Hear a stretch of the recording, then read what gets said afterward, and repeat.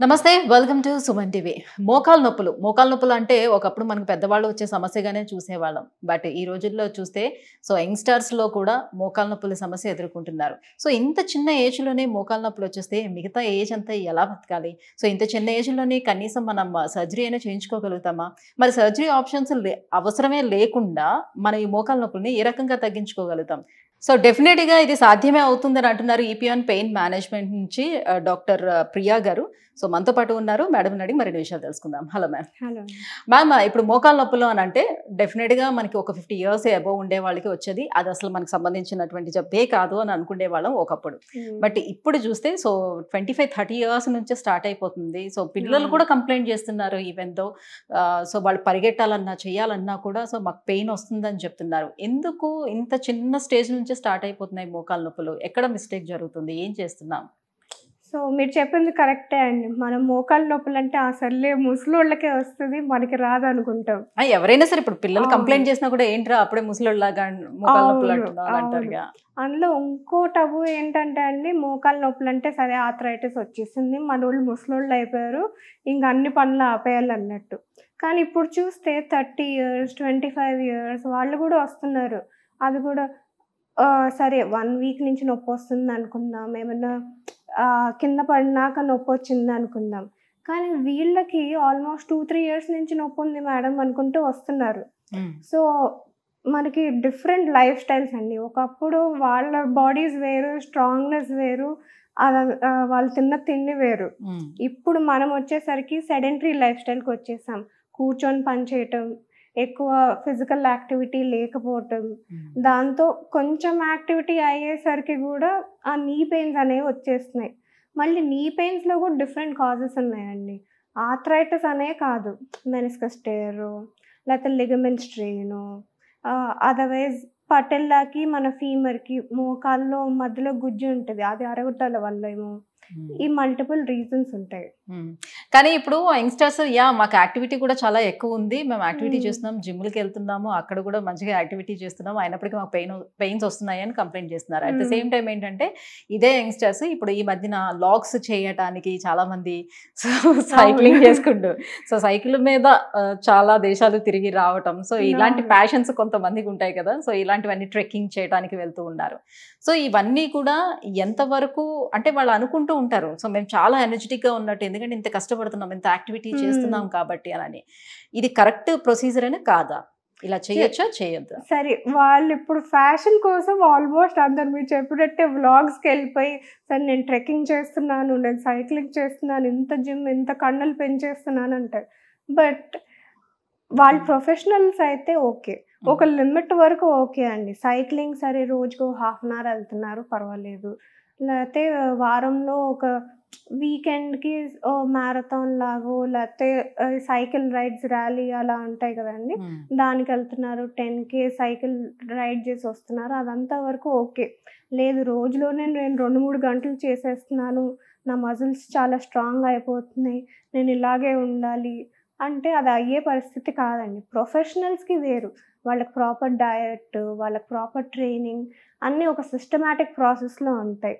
ఇప్పుడు సడన్గా ఈరోజు వెళ్ళి 10 కిలోమీటర్లు పరిగెత్తేసి వచ్చేసాను అంటే అది ఇంకా మీకు ఉన్న డ్యామేజ్కి కాస్ట్ చేస్తుంది, కానీ మిమ్మల్ని హెల్దీగా ఉండటానికి అయితే హెల్ప్ చేయదు. అంటే ఇప్పుడు వినగానే చాలా మందికి వచ్చే డౌట్ ఉంటుంది, ఇంతకు ముందు అసలు ఈ బైక్స్ అవి ఉండేవి కాదు కాబట్టి, ఈ కార్స్ ఇలాంటివి ఉండేవి కాదు, ఇప్పుడంటే అందరికి చాలా సుఖం పెరిగిపోయింది, బట్ అప్పుడు అంతా సైకిలే ఉండేది కదా, ఎన్నో కిలోమీటర్లు సైకిలే దొక్కుని వెళ్ళేవారు కదా, వాళ్ళు పేరెంట్సే చెప్పేవాళ్ళు మేము స్కూల్కి సైకిల్లో ఇలా 20 కిలోమీటర్లు 30 కిలోమీటర్లు వెళ్ళేవాళ్ళు.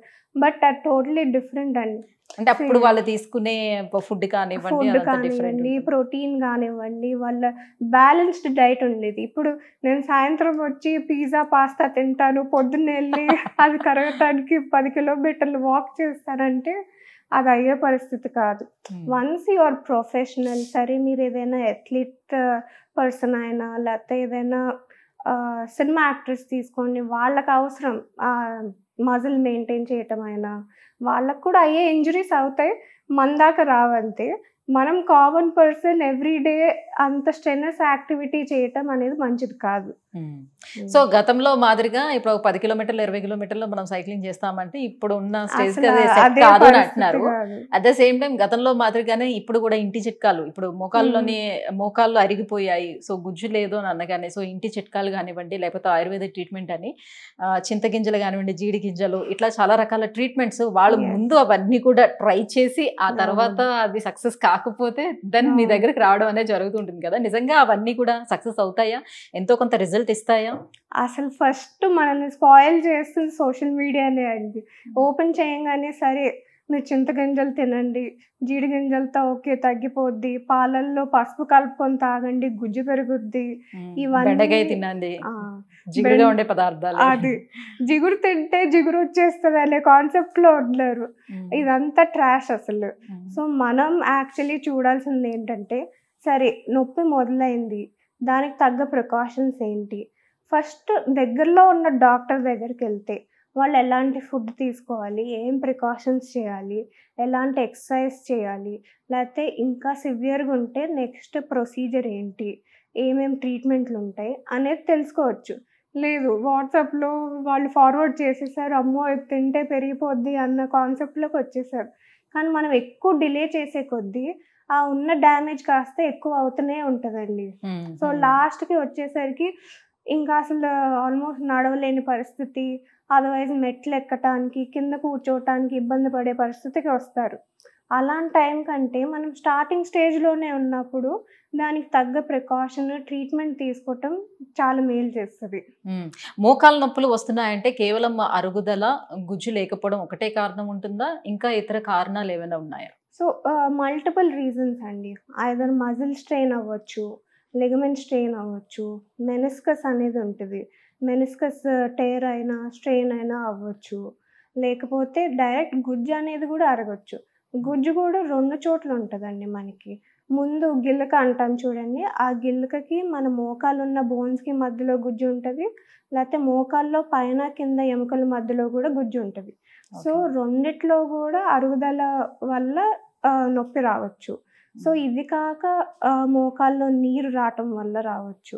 ఇదంతా మనం స్కానింగ్లో చేసి తర్వాత మీకు ఎప్పటి నుంచి మొదలైంది, ఏది చేస్తే ఎక్కువైంది, ఎలా ఉంటే బెటర్ అవుతుంది అని అసెస్ చేసి దాన్ని బట్టి నెక్స్ట్ ఏం చేయాలో చెప్తాం. సో ఇప్పుడు కార్టిలేజ్ ప్రాబ్లం ఉన్నా లేకపోతే లిగమెంట్స్ ప్రాబ్లం ఉన్నా ఏ ఇష్యూ ఉన్నా కూడా పెయిన్ మేనేజ్మెంట్తో దాన్ని క్యూర్ చేసుకోవడానికి ఎంతవరకు ఛాన్స్ ఉంటుంది? బేసికల్ వీఆర్ హ్యావింగ్ 95% క్యూర్ అండి. సో మనం చేసేది ఏంటంటే ఉన్న డ్యామేజ్కి వీఆర్ గివింగ్ పిఆర్పి అండి. పిఆర్పి అనేది జనాలకి తెలుస్తుంది ఇప్పుడే, బట్ ఎప్పటి నుంచో సైన్స్లో ఆల్రెడీ ట్రయల్స్ అవుతున్నాయి, ఎంతవరకు వర్క్ అవుతుందంటే చాలామంది ఏంటి పిఆర్పి జస్ట్ మన మైండ్కి సాటిస్ఫాక్షన్ ఇవ్వడానికి ఇంజెక్షన్ ఇస్తున్నాం అనుకుంటున్నారు కానీ but it is actually healing. So ఇప్పుడు లెట్స్ సే అంటే ఎలా ఉంది దీని సక్సెస్ రేట్ ఎలా ఉంది?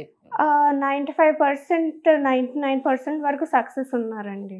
మేబీ ఆ 1% మిగిలిన వాళ్ళు మేబీ సెకండ్ టైం ఇంజెక్షన్ చేయాల్సి వస్తుందేమో, కానీ రిజల్ట్స్ అయితే గుడ్ అండి. ఓకే.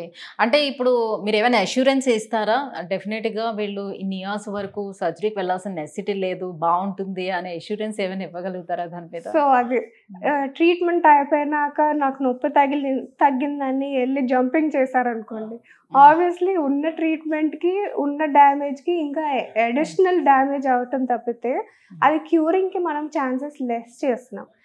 సర్జరీ అయినా తీసుకోండి, సర్జరీ అయినాక ఈరోజు రాడ్ వేసారు అనుకోండి, రేపు నేను వెళ్ళి సైక్లింగ్ చేస్తాను, పరిగెడతాను, జంప్ చేస్తానంటే ఆబ్వియస్లీ డ్యామేజ్ అవుతుంది. ఎవరు చెయ్యరు కూడా, అమ్మో నాకు సర్జరీ అయింది రాడ్లు ఉన్నాయని చెయ్యరు కూడా భయంతో.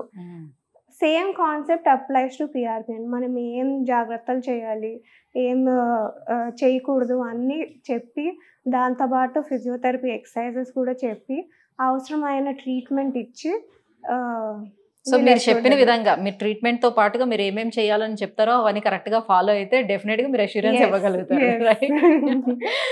Yeah, thank you ma'am, thank you so much. మోకాళ్ళ నొప్పులు రావడానికి రీజన్స్ అండ్ ట్రీట్మెంట్ ప్రొసీజర్ అనేది ఎలా ఉంటుంది ఏంటనే విషయం తెలియజేసినందుకు థ్యాంక్ యూ.